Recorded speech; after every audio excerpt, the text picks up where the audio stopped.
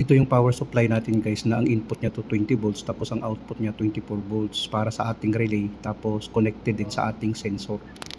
Yang power supply na yan.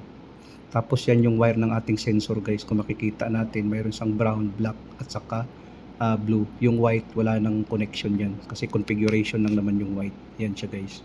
Tatlo lang ang may connection dyan, brown, black at saka blue. Mayroon akong explanation dito guys sa aking mga video. Panoorin nyo na lang about sa sensor, about sa power supply niya. Ang sensor natin ginamit guys ay NPN sensor, normally open. Tapos nakakabit sa relay. Yan na yung sensor natin guys. Kung makikita natin. Yan siya oh. Yan yung sensor na yan na normally open NPN sensor. Yan siya guys. Tapos yan ang sinesense niya guys, yung stainless na yan. Pag masense niya guys, gagana ngayon ang relay. Pag gana ng relay, ipapa-activate niya yung contactor. Tapos gagana naman ang heater natin. Ganun siya ngayon. Pag hindi na yan masense ng ating sensor, mamamatay ang ating heater, mamamatay ang ating contactor. Bali ang kinokontrol ng ating sensor guys, ang heater, yung dalawang contactor.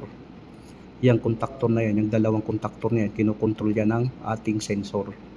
Tapos dyan siya nakakabit sa relay.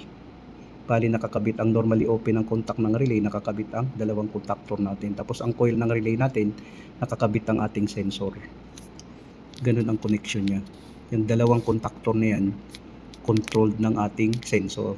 Pag ma-sense ng ating sensor, gagana ang ating contactor. Pag hindi ma-sense, mamamatay ang ating heater.